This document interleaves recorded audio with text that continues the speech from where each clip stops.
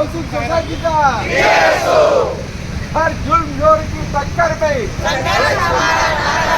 हर जुल्म जोर की टक्कर में, हर जुल्म जोर। काय सांगाल? आंदोलन चालू आहे, किती दिवस झाला आणि आजचा कितवा दिवस आहे? नमस्कार, मी सतीश शुक्ल. मी तमारा सोसायटी गेल्या 8 वर्षापासून राहतोय. माझा फ्लॅट नंबर C1004. या ठिकाणी आम्हाला ज्यावेळेस आम्ही बुक केलं फ्लॅट बुक करत असताना जी परिस्थिती होती, जे आम्हाला दाखवण्यात आलं त्या कागदावरती दिसल्या, इथे आता आम्हाला अवेलेबल नाही आहेत. एक उदाहरण देऊ शकतो मी. आम्हाला एक्झिट गेट म्हणून जो प्रकार आहे, पूर्वी आम्हाला जाण्यासाठी 2 रस्ते होते. आता त्यांनी काय केलं, नवीन बांधकाम करत असताना एक छोटासा अरुंद रस्ता आम्हाला एंट्रीला आणि एक्झिटला एकच ठेवलेला आहे. आणि आता नवीन बिल्डिंगमध्ये आम्हाला एक्झिट गेट करून देणार असं कबूल करून तो एक्झिट गेट त्यांनी नवीन बिल्डिंगमध्ये दाखवला. पण त्याची रुंदी जी आहे ती जी स्पेसिफिक किंवा जे डायमेन्शन आहे त्याप्रमाणे नाही आहे. साधारणतः त्या एक्झिट गेटमधून 2 गाड्या सुद्धा, बाईक सुद्धा पास होऊ शकणार नाही असा तो एक्झिट गेट आहे, जो आम्हाला अजिबात मान्य नाही.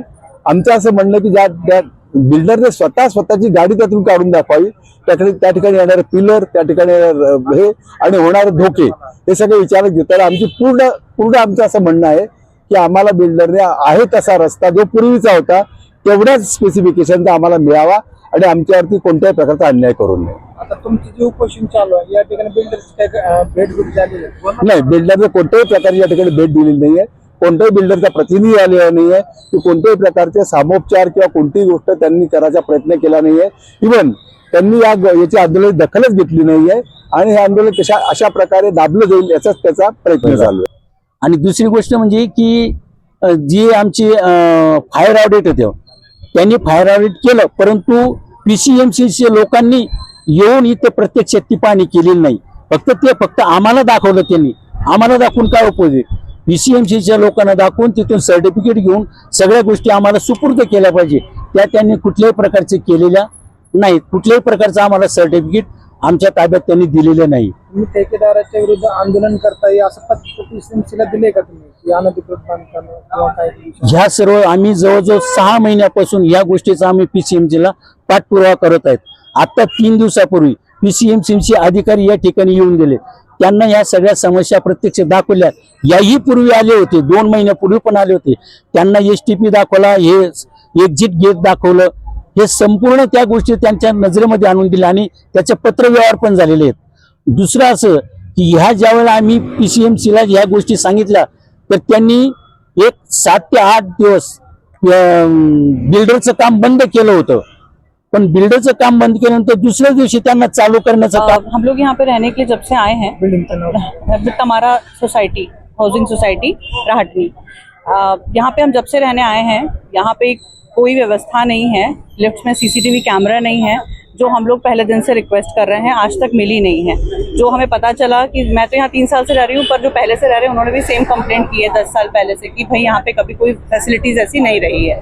दूसरा, जो बिल्डिंग का काम है वो भी पूरा नहीं हुआ. आप देख सकते हो लिफ्ट जो बिल्डिंग है वो भी आधी पेंटेड है, वो गलत है.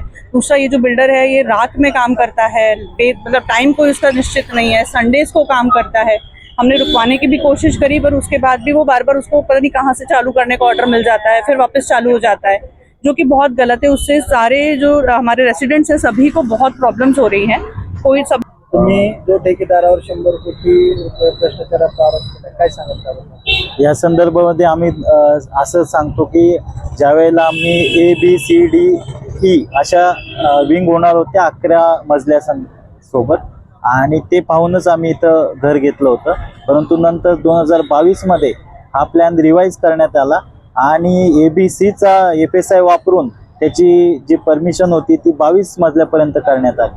आणि या संदर्भामध्ये आमच्या ज्या राहिलेल्या गोष्टी होत्या त्या कुठल्याही स्वरूपात पूर्ण करण्यात नाही आल्या आणि आम्हाला त्याच्यात सपशेल फसवण्यात आलेलं आहे.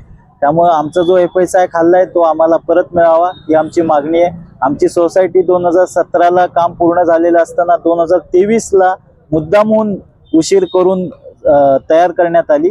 आजपर्यंत डीम कन्व्हेन्ससाठी प्रयत्न करूनही झालेलं नाहीये. आम्ही स्वतः डीम कन्व्हेन्ससाठी अप्लाय केलेला आहे.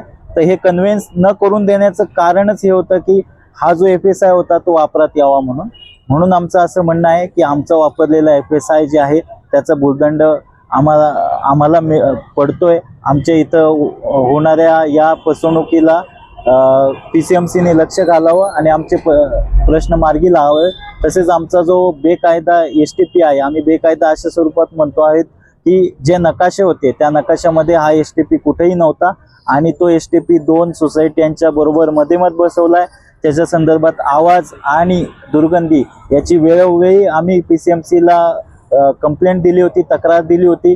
त्याच्या संदर्भात 3 नोटीस सुद्धा जारी करण्यात आल्या होत्या. पण या 3 नोटीसी नंतरही आजही तो STP त्याच अवस्थेत सुरू आहे, ज्याच्यावर कुठल्याही ऍक्शन PCMC कडून घेण्यात आलेली नाही. STP संदर्भात पालिकेमध्ये पर्यावरण विभागाने एक मीटिंग अरेंज केली होती. त्या बैठकीमध्ये आम्ही आमच्या सविस्तर गोष्टी सांगितल्या. आम्ही ज्या गोष्टी त्यांना सांगितल्या, नकाशे आणि प्लॅन्समध्ये या गोष्टी नाही आहेत, तर त्या आत्ता एप्रिलमध्ये दुरुस्त करून घेण्यात आल्या की जे आम्हाला मान्य नाही आहे. आणि या संदर्भात मागच्या नोव्हेंबरमध्ये आम्ही आमचं लेटर PCMCला दिलं होतं की कुठलेही मंजूर नकाशे जे आहेत ते दुरुस्ती किंवा नवीन मंजुरी देण्यात येण्याच्या अगोदर सोसायटीला विश्वासात घेतलं पाहिजे.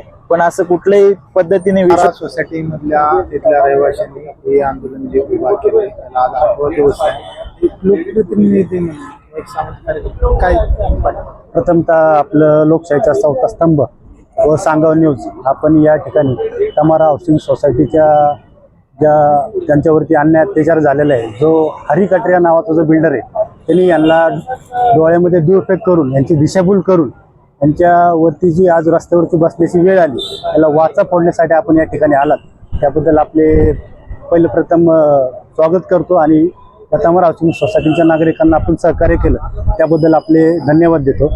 आज या ठिकाणी बघताय तुम्ही की आंदोलनाचा 8वा दिवस आहे. आंदोलन या ठिकाणी अशासाठी केलेलं आहे की या नागरिकांना हरी कटरिया नावाच्या बिल्डरने दाखवली परिस्थिती पहिले वेगळी आणि आता प्रत्यक्षात परिस्थिती आहे वेगळी.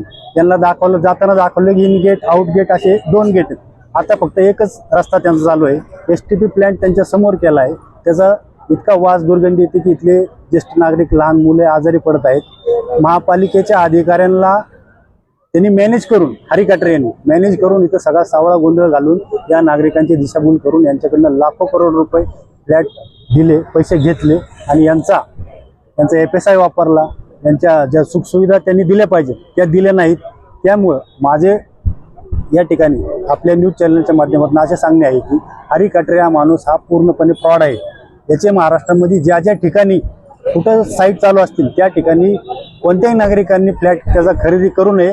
तुमच्या सुद्धा डोळ्यामध्ये दुर्फेक होऊ शकते आणि तुमची सुद्धा दिशाभूल